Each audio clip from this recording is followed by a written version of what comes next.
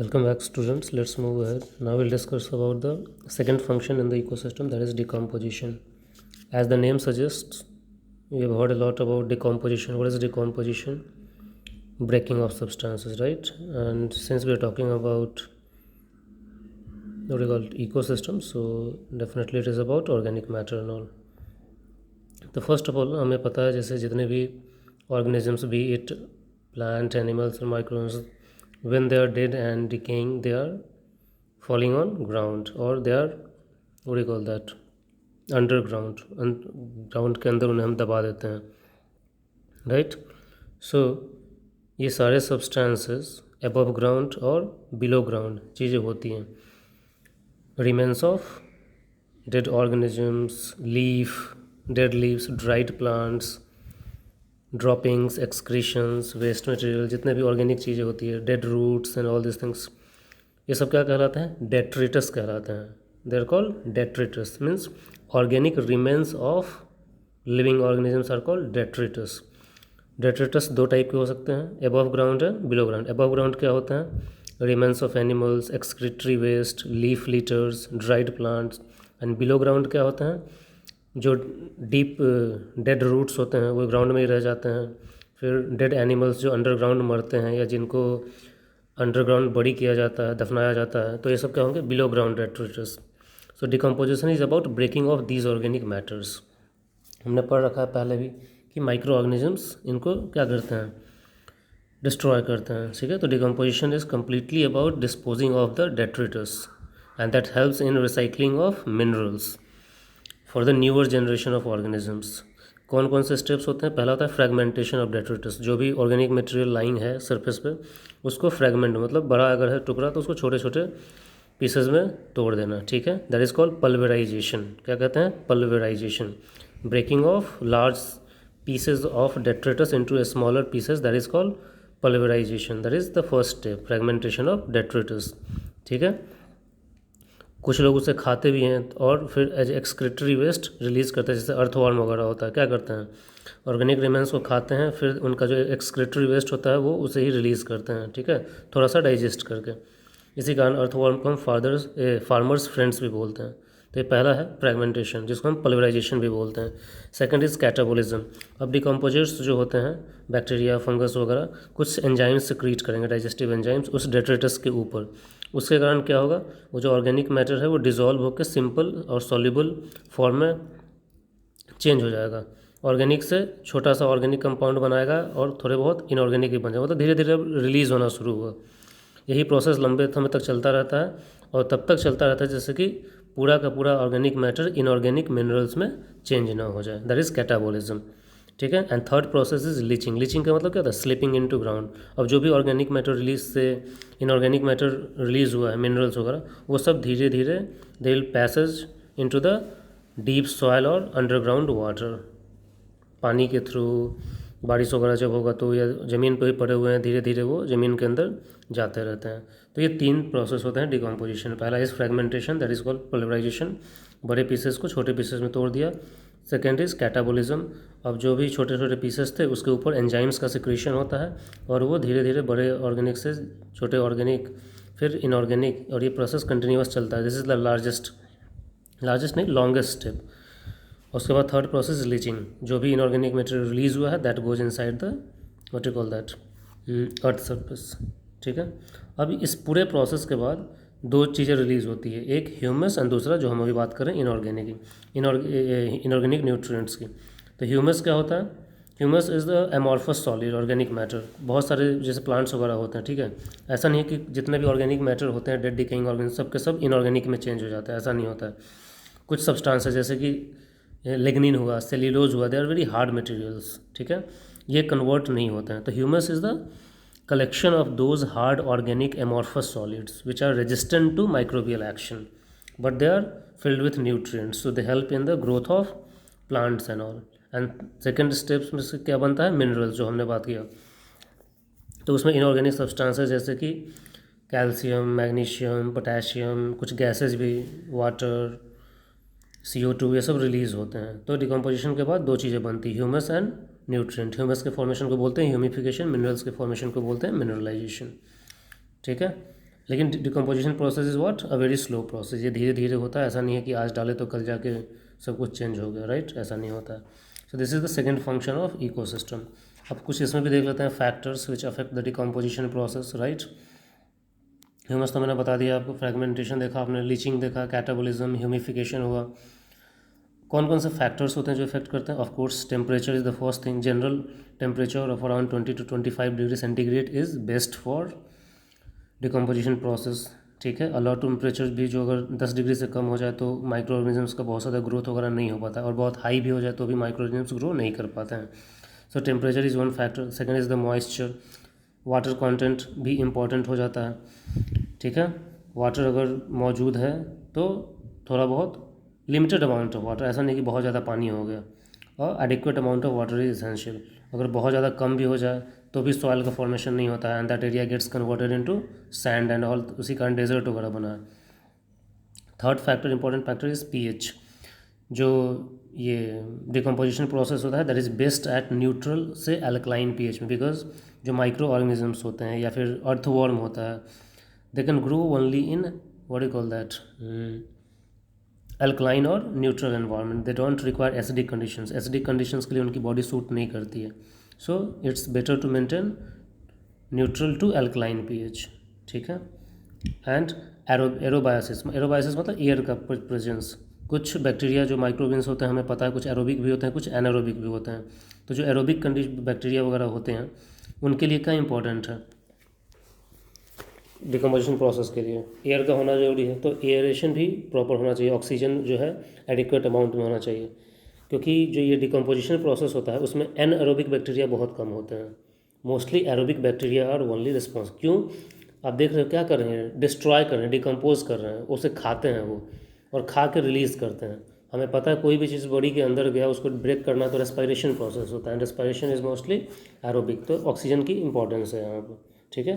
These are the factors, temperature, water मतलब moisture, pH, aerobiosis, air presence, ये सब important factors हैं जो ये अफेक्ट करते हैं किसको,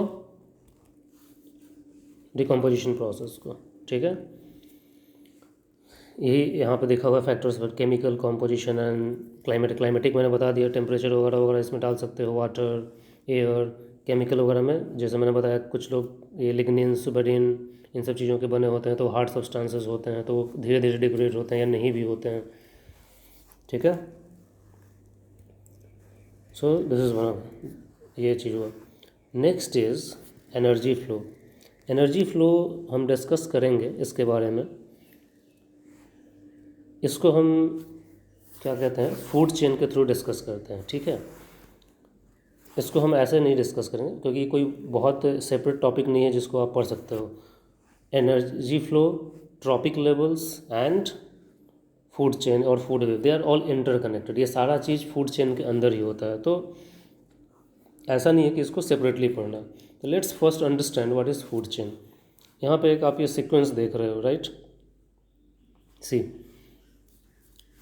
this sequence is called food chain. देखो होता क्या है ये सीक्वेंस अब फूड चेन है। अब समझो सबसे पहले क्या आता है दुनिया में, सबसे पहला सोर्स क्या है एनर्जी का? हम लोग किस पे डिपेंडेंट होते हैं सबसे पहले? अब कोई भी एनिमल वगैरह किस पे डिपेंडेंट है? प्लांट्स पे डिपेंडेंट है, ठीक है।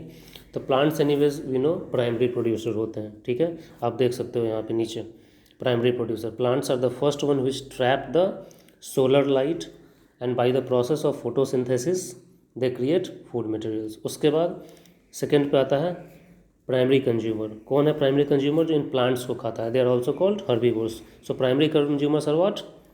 हर्बीवोर्स। फिर आते हैं सेकेंडरी कंज्यूमर्स जो इन हर्बीवोर्स को खाते हैं, ठीक है। तो चूंकि एनिमल्स को खाते हैं तो दे आर कॉल्ड कार्निवोर्स। फिर टर्शियरी कंज्यूमर आता है।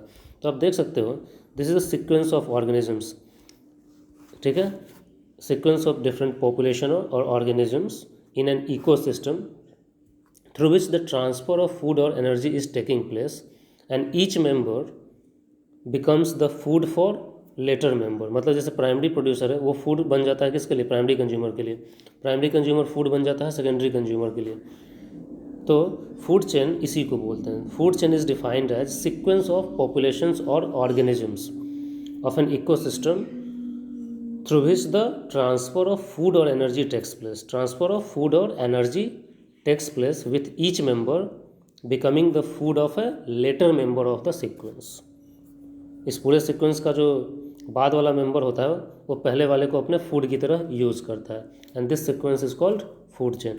अब इसमें आप देख सकते हो डिफरेंट लेवल्स हैं. प्राइमरी प्रोड्यूसर है, प्राइमरी कंज्यूमर है, सेकेंडरी कंज्यूमर है, तो ये सब एक सिंगल स्टेप है, सिंगल लेवल्स हैं. तो इसी सिंगल स्टेप को या लेवल को in a food chain is called trophic level. तो trophic level is the step in a food chain which is characterized by its own method of obtaining food. A number of tropic levels क्या होगा is equal to the number of steps in the food chain. जैसे ये देख रहे हो आप, primary producer, primary consumer, secondary consumer, tertiary consumer. तो कितने स्टेप्स हैं? 4 स्टेप्स है. तो 4 स्टेप्स मतलब 4 ट्रॉपिक लेवल. तो trophic levels are what? Trophic levels are defined as step और division of a food chain which have their own method of obtaining food. And tropic level consists of 2 type of organisms, one producer, second consumers. Producers are only one, plants. Consumers can be many, primary, secondary, tertiary. ठीक है, इसी को बोलते हैं food chain. क्योंकि जैसे मैंने बताया जो energy flow, trophic level, food, ये इनको आप अलग से नहीं पढ़ सकते हो, दे आर ऑल इंटरकनेक्टेड. ठीक है, अब देख लो first trophic level, primary producer मतलब plants are called first trophic level. ठीक है, ये जितने भी ग्रीन प्लांट्स होते हैं, ट्रीज़ हुए, फाइटोप्लैंक्टन्स कौन, जो छोटे छोटे प्लांट्स जो पानी के ऊपर ग्रो करते हैं. ठीक है, अब इनको कौन खाता है? हर्बीवोर्स. ठीक है, जो ग्रास वगैरह या प्लांट्स वगैरह खाते हैं. ठीक है, जैसे कि ग्रास होपर हुआ, काऊ हुआ, ये सब हो गए यहाँ पे. इनको कौन खाएगा? पहला कार्निवोर, थर्ड ट्रॉपिक लेवल वाला, बर्ड्स, फिशेज, ये सब इनको खाएंगे. उससे बड़ा ह्यूमन्स, लायंस, ये सब. ठीक है, तो इस तरीके से चीज़ें कनेक्टेड होती हैं. अब कार्निवोर्स का देखो, प्रोड्यूसर तो एक ही है, लेकिन कार्निवोर्स जो है 2-3 लेवल पे है. तो कार्निवोर्स 2-3 लेवल्स पे हो सकते हैं. ठीक है, और ट्रॉपिक लेवल को T1, T2, T3, T4 से डिनोट किया जाता है. मैक्सिमम एक फूड चेन में जनरली 4 से 5 लेवल तक ही ट्रॉपिक्स लेवल्स होते हैं. क्यों होते हैं हम आगे इस चीज़ को डिस्कस करें. Because of the less availability of energy और फूड. हम आएंगे इससे, ये बहुत ही इंपॉर्टेंट पॉइंट है. ठीक है, जैसे जैसे एनर्जी का ट्रांसफ़र होता है एनर्जी कम होता है. प्रोड्यूसर मतलब प्लांट से पहले एनिमल को जो होता है वो कम होता है, फिर उससे जो दूसरे एनिमल को होता है वो उससे भी कम होता है, फिर तीसरे को उससे भी कम होता है. ये आपने क्लास 10 में ऐसे पढ़ा होगा, लेकिन फिर भी. So this is sequence is called food chain. तो food chain is sequence of organisms connected in an ecosystem through the passage of food and energy with each member being the food of later member. ठीक है, and each step is called trophic level. तो trophic level is a step or division of food chain. ठीक है, which have their own method of obtaining food. किस तरीके से वो अपना फूड ऑब्टेन करते हैं. and trophic level का नंबर्स उतना ही होता है जितने स्टेप फूड चेन में होते हैं. And trophic levels consist of 2 type of organisms, producers and consumers. Producers are only green plants, consumers 2-3 हो सकते हैं. They are denoted by T1, T2, T3, T4. Maximum number of trophic levels in a food chain is 4 to 5 because of lack of energy. अब ये जो food chain होता है it is generally of 2 to 3 types. ठीक है, generally 3 types हम बोलते हैं. Parasitic food chain, detritus food chain and grazing food chain. ठीक है,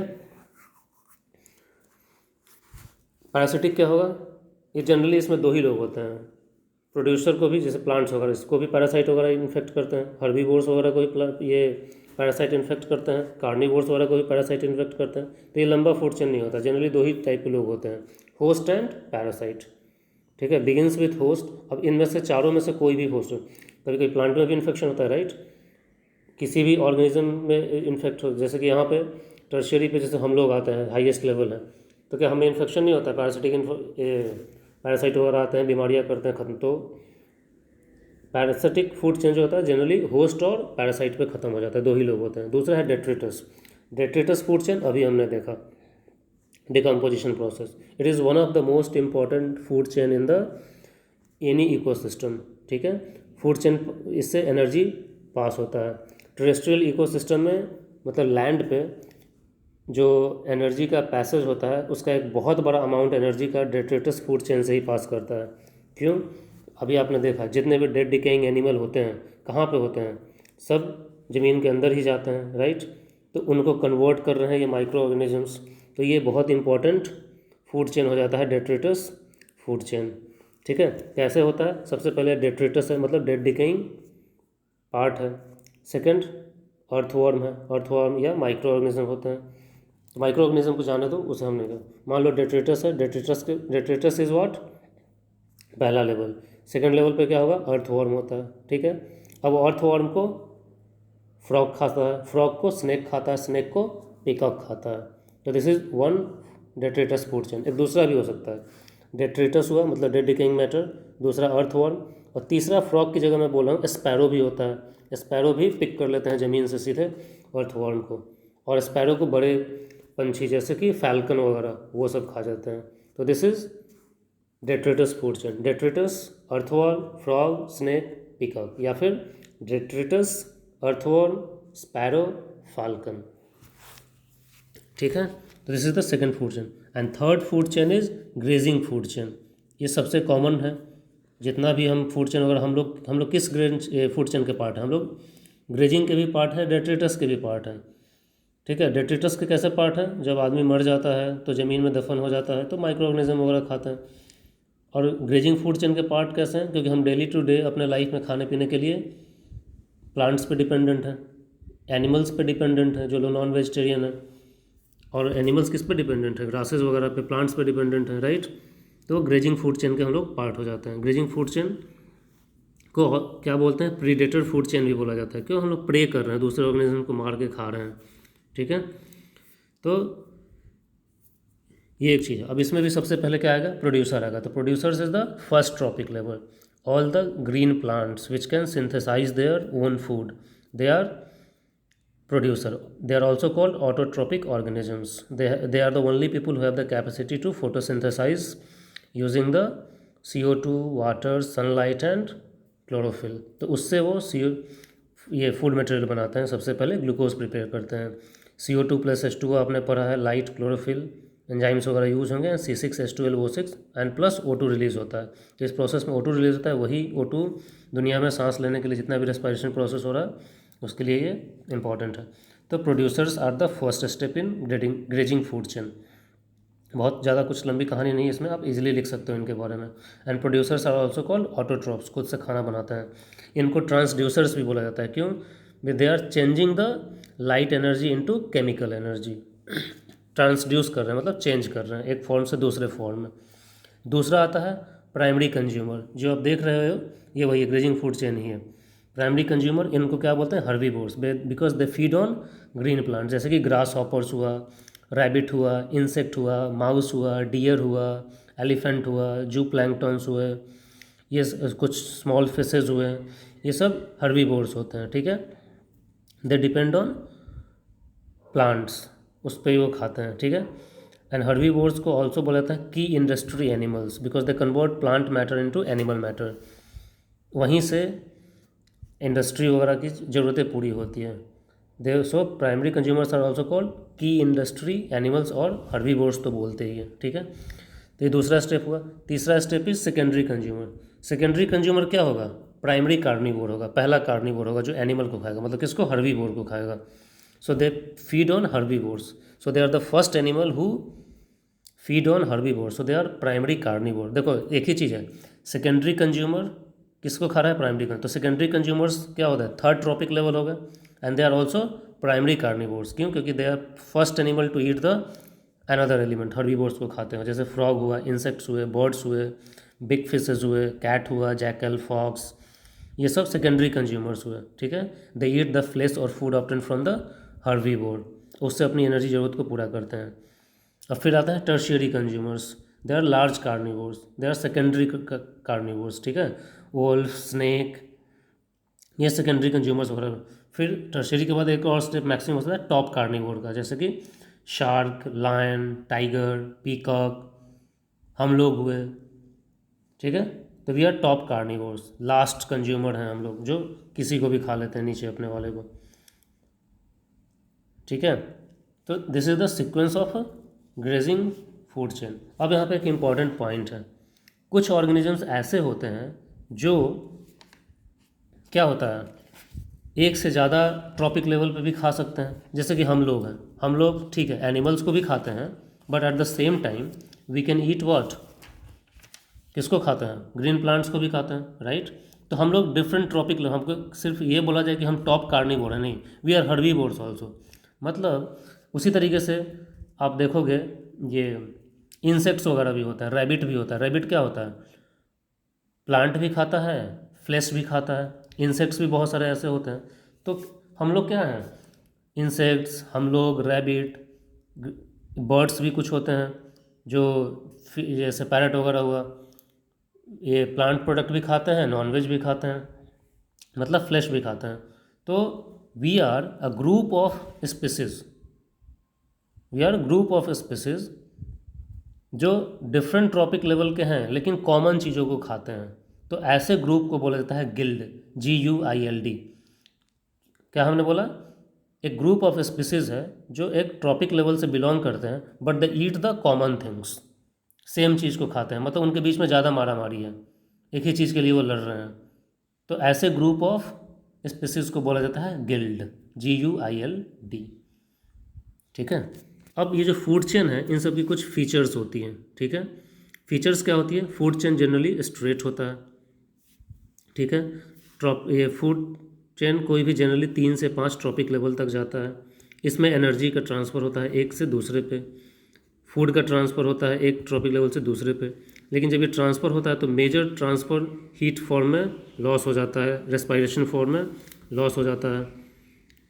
ठीक है, उसके बाद एक ऑर्गेनिज्म दूसरे ऑर्गेनिज्म को खाता है।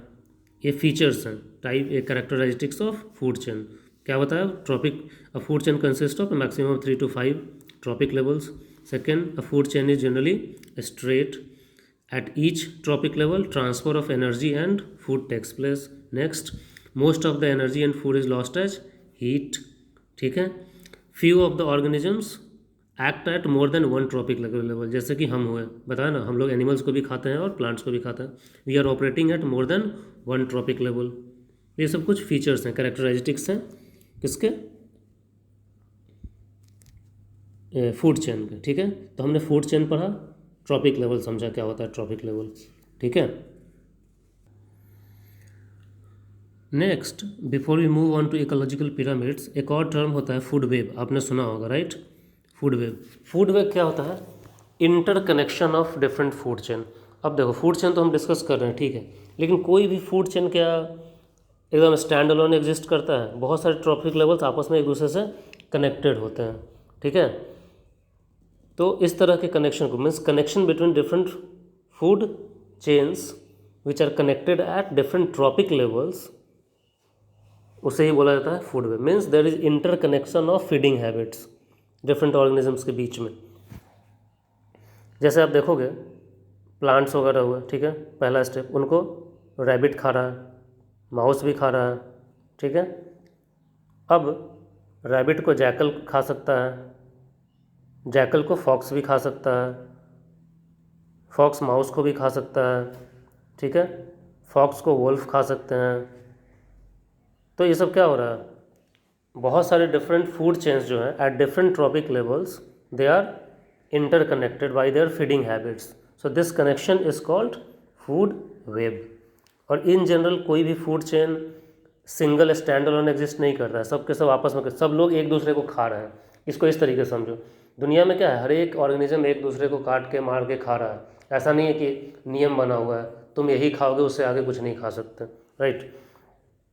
सब लोग एक दूसरे पर डिपेंड है, सब एक दूसरे से लड़ झगड़ रहे हैं। So that is web, network बन गया, जाल बन गया है। तो interconnection of food chain at different trophic levels, ठीक है, to according to their feeding habits, इस this connection is called food web. तो और एक चीज़ और, ऐसे ऑर्गेनिजम्स जो एक से ज़्यादा तरीके के फूड को खा सकते हैं, दे आर कॉल्ड पॉलीफैगस। फैगस मतलब ईटिंग, पॉली मीन्स बहुत सारा, मल्टीपल। ठीक है, तो फूड वेब भी एक इम्पॉर्टेंट कॉन्सेप्ट है।